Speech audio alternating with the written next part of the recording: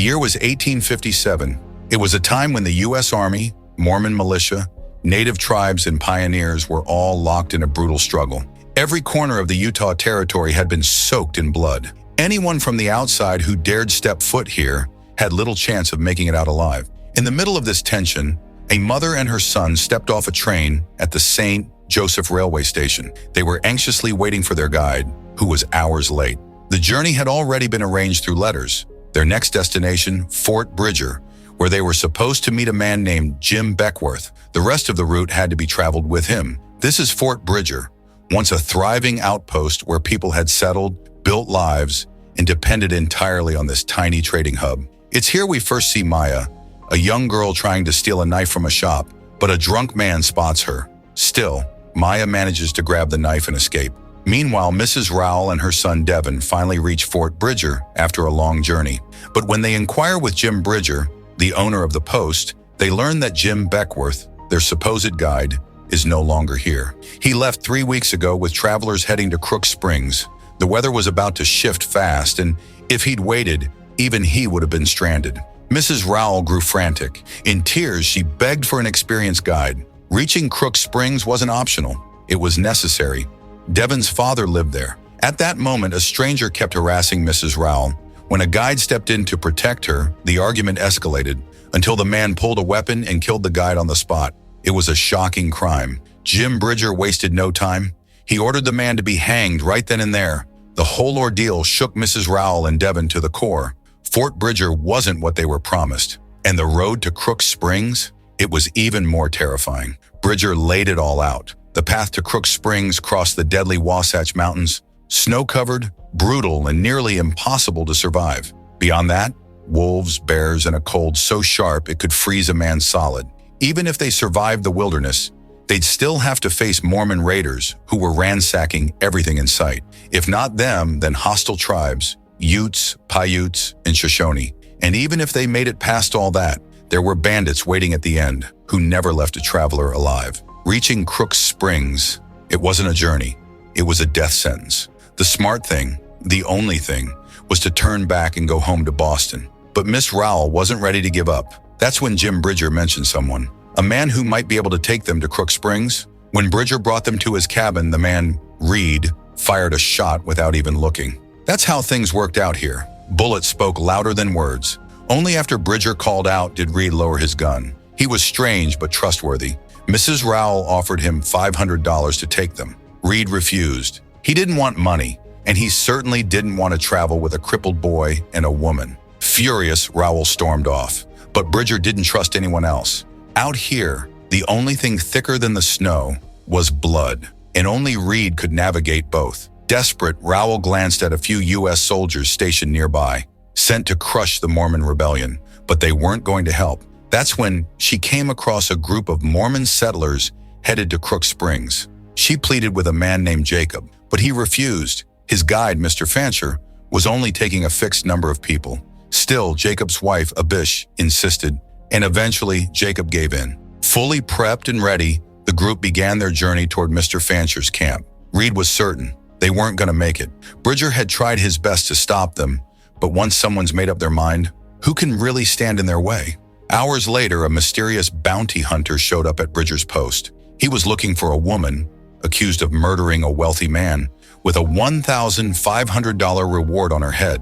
That woman was none other than Miss Rowell, real name, Sarah Holloway, and the boy with her, Devin, her crippled son. Bridger flat out denied ever seeing them. Deep down, he figured Sarah must have had her reasons for that murder. That night, we see Maya again, the same girl who stole the knife. She was being abused every single day.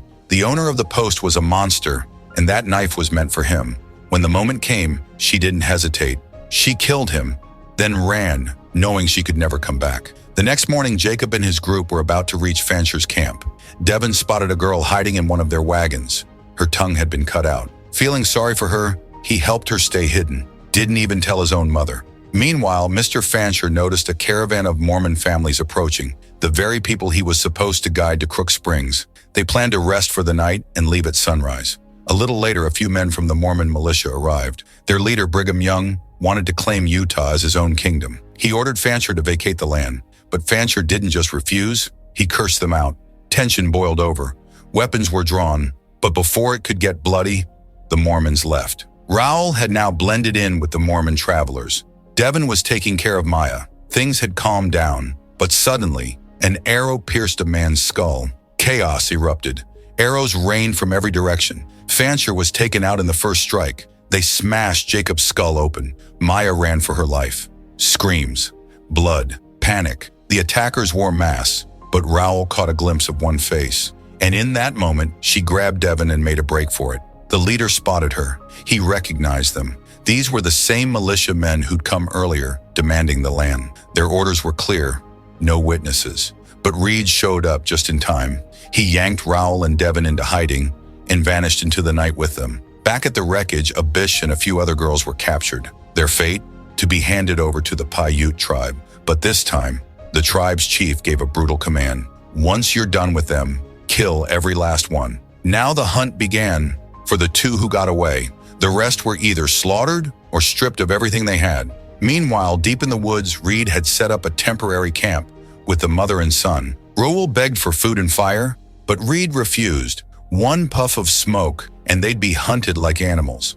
Elsewhere, that cold-blooded bounty hunter found some locals who told him exactly what he wanted to hear: a woman and a crippled boy. The reward? $1,500. He offered them $500 for the info, but greed took over, and a man named Virgil stabbed him dead, deciding he'd claim the reward himself. Now he was the one hunting Sarah Holloway. The next morning, a few local kids showed up at Fancher's camp, hoping to loot what was left behind. One little girl was trying to pull off Jacob's boots, when suddenly he sat up. He was alive. Disoriented and bleeding, Jacob started calling out for Abish, but there was no trace of her. That's when the Kukur tribe showed up. Jacob begged for their help, but the chief kicked him in the chest and walked away. Meanwhile, Reed, who knew this territory like the back of his hand, had made up his mind. Raoul's stubbornness was going to get Devin killed, so he forced them back toward Fort Bridger. Elsewhere, the truth about Governor Brigham Young began to surface. His dream was to turn Utah into a Mormon empire and eventually take over all of America. After Fancher defied him, Brigham's men disguised themselves and launched a massacre. Nearly 70 people were slaughtered. When word reached Brigham, panic set in. If the killings got traced back to him, it would be the end. So he sent Brother Hickman to Fort Bridger to erase every shred of evidence. Back on the road, Reed had stopped near a river when Maya suddenly appeared. Raoul immediately pulled a knife on her, but Devin stepped in. He already knew Maya. She'd been hiding in the wagon the whole time. Just then, across the river, voices shouted, "Sarah Holloway!" The bounty hunters had found them. Sensing danger, the three took off, vanishing into a nearby cave. An arrow hit Reed, followed by a gang of bandits. Reed fought like hell, took on 3 men, and killed them all. But Virgil's crew had already reached the cave. One of them stepped inside, only to be bludgeoned to death by Maya with a rock. That's when Raoul realized just how deep they were in. When the 3 didn't come out, Virgil lit the cave on fire. Dead bodies still fetched $700, but Maya found a secret tunnel, and they barely escaped with their lives. Back at Fort Bridger, Brother Hickman had arrived, and the sight of U.S. troops sent him into a fury. Bridger stood his ground. They pay rent. That's all that matters to me. Just then word came. Jacob had returned. Captain Dellinger was questioning him. Jacob hadn't seen the attackers' faces, but when Dellinger asked, "Would you recognize them without their masks?" Jacob might have said yes. Hickman's face went pale. Meanwhile, Abish and the other girls had been handed over to the Paiutes. But suddenly, the Kukur tribe stormed in, hacking the Paiutes to pieces with their axes. Then, they killed the captive girls, all except Abish, whom the chief took with him. Back in the freezing woods, Maya lit a fire to keep them warm. Reed was furious. It could give away their position. Elsewhere, Hickman approached Jacob again, this time without the army watching. He made him an offer: help find Abish, and Jacob agreed. In front of Captain Dellinger, he rode off with the Mormon militia, clueless that these were the very men who'd butchered his people. They wore the name Nauvoo Legion, claiming to defend their own. But we've seen the truth. Once they reached camp, Jacob was introduced around. During the massacre, when Woolsey removed his mask, Jacob had already passed out. Otherwise, it would have ended right there. Hickman lashed out at Woolsey. No witnesses. That was the order. And yet Jacob and Abish were both still alive. From here on out, they had to clean up the mess. That night, Reed snapped and kicked Maya out, told her to go back to her people, but she had nowhere to go. She stayed. The next morning, Woolsey reached the site where the Paiutes had been slaughtered. Abish's body wasn't among them. One rope was cut. She might have escaped. A wounded Paiute whispered, "Kukur?" But Woolsey shot him dead to bury the truth for good. Elsewhere, Captain Dellinger finally reached the massacre site. The hoof prints, the Mormon-style masks, everything pointed to the Legion. But without solid evidence or a living witness, there was nothing he could do. The three of them were barely holding on, cold, exhausted, and desperate. They finally found a place where they could buy horses. Reed took $500 from Rowell and went to make the deal, but Rowell wasn't sure she could trust him. She feared he'd cheat her and disappear with the money, so she followed him. That's when the locals figured it out. This was the woman with the bounty on her head. A standoff erupted. In a flash, Reed took them all down, his axe slicing through men like firewood. That's when he learned the truth. Rowell had killed a wealthy man's son. That's why she was being hunted. But Rowell stood firm. Going back to Boston meant certain death for Devon. She had to reach Crook Springs. She offered Reed the full bounty amount, $1,500. This time he agreed. But on the trail, Reed collapsed. He'd been shot earlier, and the bleeding hadn't stopped. That's when the Shoshone tribe arrived. Turns out, Reed was one of their own. They carried him back to the tribe and began treatment immediately. Meanwhile, Abish was still a prisoner of the Kukur tribe, while the Nauvoo Legion reached the Utis encampment, looking for her. Jacob spotted a girl wearing what looked like Abish's scarf. He lost it, but it wasn't her, and once again, they returned empty-handed. 2 days later, Reed woke up. He knew Rowell had taken her money back, but he didn't say a word. He reunited with his mother, who begged him to finally settle down. Reed had lost his entire family in the past. Maybe that's why he was helping Rowell and Devon now. Around the same time, Captain Dellinger's unit arrived. Reed told them straight, the Mormons were involved in the massacre, and if they found a suspect or a witness, they needed to report it to Fort Bridger immediately. With that, Dellinger rode off, and Reed, he gathered his men and set out for Crook Springs. The question now is, can he get them there alive? Virgil was still hunting for that woman and the child. Along the way, he came across a camp. He told the people there that he was looking for 2 folks who had left Fort Bridger 7 days ago. When he showed their poster to Woolsey, the man recognized the woman right away. She was the one who'd escaped the massacre. But Woolsey kept that to himself. Then Virgil's younger brother recognized Jacob, the same man who'd been traveling with the woman when her guide was killed. Jacob lied, saying she was killed in a tribal attack. But Virgil was thrown off. He had seen her just 3 days ago, traveling with a young girl. Maybe that girl was Abish, but he couldn't remember his wife's face clearly. That's when Woolsey and Virgil saw an opportunity. Wipe out all the witnesses. Woolsey handed Virgil $200 and told him to find Abish and bring Jacob and Crook back with him. The deal was struck, but as Virgil turned to leave, Woolsey gave a strict order: kill all 3 witnesses. Meanwhile, after days of traveling, Devon's horse got a stone stuck in its hoof. Reed was treating it when they spotted a little girl. She was signaling that her father was nearby. Rowell refused to leave the child behind, so Reed took her along. Within minutes, they reached a small camp. An old woman was there, and then the girl's father showed up. But something felt off to Reed, and he was right. In no time, armed men surrounded them. It was a trap all along. Even the smile on that old woman's face was a lie. Reed was taken captive. Maya was still on horseback. So when Reed gave the signal, she bolted, but it was too late. Reed, Rowell, and Devon were knocked out cold. Back at Fort Bridger, Hickman had returned, this time with Governor Brigham Young. Young expected someone to help him off his horse, but Bridger wasn't the kind to bow, so Young had to step down into the mud himself. Truth is, he had his eyes on Fort Bridger. If the U.S. Army took the fort, the Mormons were finished. Bridger had known this all along, and he was ready. When Young realized things weren't going his way, he turned back and said, "I want this fort. Decide what it's worth. I'm ready to buy." Just as Captain Dellinger was heading out to question the Nauvoo unit, he ran right into them on the trail. He needed to talk to Jacob about the massacre, but Jacob had already taken off north in search of his wife. Woolsey told him a Paiute scout claimed the attack was the work of the Kukur tribe. He insisted it was better to go after the real criminals than blame fellow Mormons. Why would someone attack their own kind? Dellinger didn't fully trust him, but still sent a few scouts toward Kukur territory.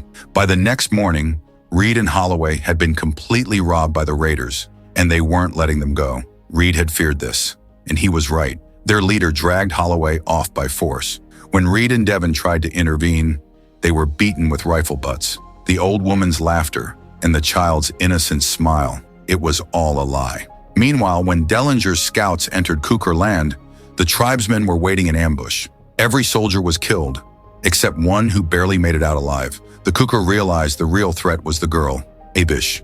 She had to be eliminated. That night, Virgil and his men were still scouring the land, searching for Abish and Holloway. On the other side, the raiders were dragging Holloway deeper into the woods. Reed could only watch, helpless.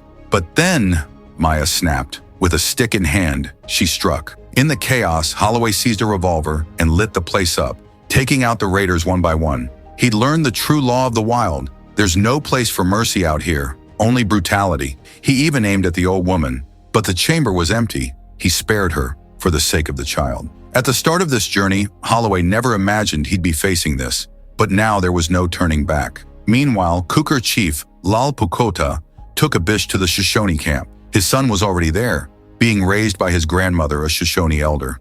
Their reunion was emotional, but the Shoshone chief wasn't pleased. Lal Pukota's bloodshed could bring war to their doorsteps too. To him, the real danger came from outsiders, and the Shoshone were turning a blind eye. If they didn't wake up now, their tribes would vanish forever. Knowing this land was no longer safe, Lal Pukota left with his son, but he left Abish behind. Let the American soldiers take her and never return. Back at Fort Bridger, the lone survivor from the ambush had made it back. He gave his eyewitness account, how Lal Pukota had slaughtered 3 soldiers. The captain was furious, but this time the orders were clear. Spy on him, but don't get caught, because if Lal Pukota spots you again, he'll paint the land red. Meanwhile, Virgil was still roaming in search of Abish, but he hadn't found a thing. Cook was growing impatient. He wanted her found and eliminated, fast. That's when Jacob noticed his watch, the same one that belonged to the man killed during the massacre. He had his doubts, but decided it was best to stay quiet for now. Elsewhere, the Mormons had started playing a different game with Bridger. Hickman bought all the fort's pigs at 5 times the price. Now he was trying to squeeze the supply lines, force Bridger into selling the fort, but Bridger shut it all down in an instant and reminded Hickman who he was messing with. Hickman, humiliated and furious, stormed out, shouting, "Bridger, I swear I'll kill you." Back in the wild, Virgil and his crew reached the old woman's camp. She told him that a man had passed through a few days ago with 2 women and a child. Virgil stole some supplies and moved on. He needed that $1,500 reward. Meanwhile, Holloway's troubles were getting worse.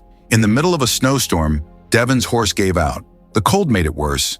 They had no choice but to stop and light a fire. Elsewhere, Lal Pukota had captured another group of white settlers and brought them back to the Shoshone camp as hostages. Now it was either peace or war. He took Abish with him and headed toward the white man's camp. At the same time, Jacob found his moment. He cornered Crooks alone and beat him to death with a rock, then slipped away unnoticed. Hours later, Lal Pukota's convoy appeared on a distant ridge. Captain Dellinger sounded the alert. An attack could come at any moment, but Lal Pukota hadn't come to fight. He came to negotiate. Still, he gave his men a brutal command. "If I don't come back alive, kill every last one of them." Abish approached Dellinger and told him the chief wanted to talk. He didn't want any more bloodshed. All he asked was that the white men stay out of their lands. Dellinger pressed her for answers about the massacre. She said she was there when it happened. The attackers were Mormons. Some had Paiutes with them, and after the mask came off, she saw faces. She could identify them. That's exactly what Dellinger needed, a witness. He told her Jacob Pratt was still alive, and he was hunting him down. Soon the two would meet. For now, Lal Pukota was allowed to leave, but Dellinger made one thing clear. "You've killed too many of my men. You won't get forgiveness, but you will get what's coming." Elsewhere, Captain Dellinger had arrived at the Nauvoo camp, with Abish by his side. He said he was there to collect Brother Jacob, because his wife had been found. Woolsey recognized Abish the moment he saw her. And Abish, she recognized him too. That was enough to raise suspicion in both Hickman and Dellinger. Hickman tried to stop her, but Dellinger started taking her back. And that's when Abish made it clear. The man with the brown eyes, the one giving the orders, he was there during the massacre. Dellinger acted fast. He sent a letter to Fort Bridger stating, "Nearly 200 migrants have been killed in the Utah wilderness." Based on eyewitness testimony and evidence, the attackers were members of the Mormon Church, with approval from Governor Brigham Young himself. Taking Fort Bridger was part of their larger plan. If we want to stop the Mormon uprising, we'll need 500 American troops on the ground. But that letter never made it. The sergeant was a traitor. Tempted by gold, he took the message straight to Hickman and warned him an attack was coming any moment. Abish now knew she was the target. So the first chance she got, she grabbed a horse and fled, racing straight to the Shoshone camp. Meanwhile, Reed, Holloway, and Devon were already battling a snowstorm, and now Devon's horse had snapped, crushing his leg. They found shelter in a nearby hunter's cabin and treated Devon's injuries. The next day, the Nauvoo unit launched a surprise attack on the white settlers' camp. Dellinger was writing in his journal when the bullet hit. Wounded, he staggered out with a revolver, but couldn't stop what was coming. The Nauvoo men wiped everything out, but Abish wasn't there. They figured she'd gone back to the Shoshone. Now Woolsey wanted to attack the Shoshone too, but he needed Brigham Young's approval first. Before leaving, he rewarded the traitorous sergeant and then killed him. Back at the cabin, Devon was finally healing. By morning, they could travel again. That's when we learned something new. Reed once had a family, a warm, happy one. He'd come all the way to Salt Lake Valley for a better future for his kids, and even found fertile land for the Shoshone. But when his mother refused to leave their old camp, Reed left with his wife and children instead. What happened after that changed him forever. He realized, there's no safe place in this world, and no God coming to help. So he gave it all up, because he couldn't afford to lose anyone ever again. But now things had changed. Something was growing between Reed and Holloway. Something real, something worth holding on to. Virgil had made it to the base of the mountain, just hours away from the cabin where Holloway was. On the other side, Brigham Young once again showed up with an offer to buy Fort Bridger, but Bridger flat out refused. So the governor accused him of selling weapons to terrorists and ordered his arrest. But Bridger's men stood with guns drawn, and Young had no choice but to retreat in shame. At that very moment, when Lal Pukota returned to hand Abish back, he found the white settlers' camp completely destroyed. Everyone was dead. He knew if Abish stayed with him, they'd be next. But neither of them backed down. Instead, they started preparing to fight the Mormons. By evening, Virgil's crew reached the cabin. Inside, Reed was dressing Devon's wounds while Holloway had stepped out to gather herbs. Reed sensed danger, and the second he opened the door, bullets came flying. Moments later, he charged out and started dropping attackers one by one. Some men grabbed Holloway and ran. Devon and Maya were in trouble too. Reed saved them first, then went after Holloway. Meanwhile, Brigham Young made one final offer. He bought Fort Bridger with a heavy price, but on one condition. Bridger must never return to these lands. Once paid, Bridger had 2 days to clear out, because the governor planned to burn the fort down. When his right-hand man asked why, Bridger explained, "The fewer forts left, the faster the Mormons will spread." That's when Hickman arrived with new intel. A witness to the massacre was hiding with the Shoshone, and Lal Pukota was with her. With the governor's blessing, Hickman started planning yet another massacre. On the way, he ran into a battered and broken Jacob. Jacob hid the truth, but Hickman, playing smart, convinced him the Shoshone had killed Abish. Blinded by vengeance, Jacob joined them. A secret Shoshone scout had been tracking the white men, but the night was about to take a darker turn for Maya and Devon. Wolves had surrounded the cabin. Maya shot down 2, but one lunged at her.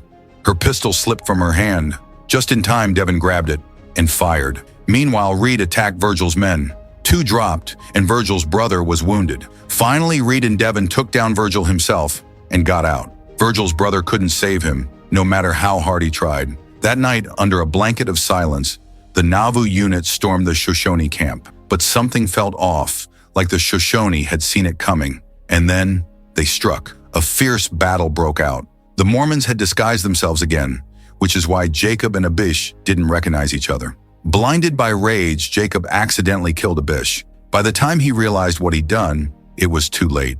He turned the gun on himself. Elsewhere, Lal Pukota and Woolsey came face to face and killed each other in brutal combat.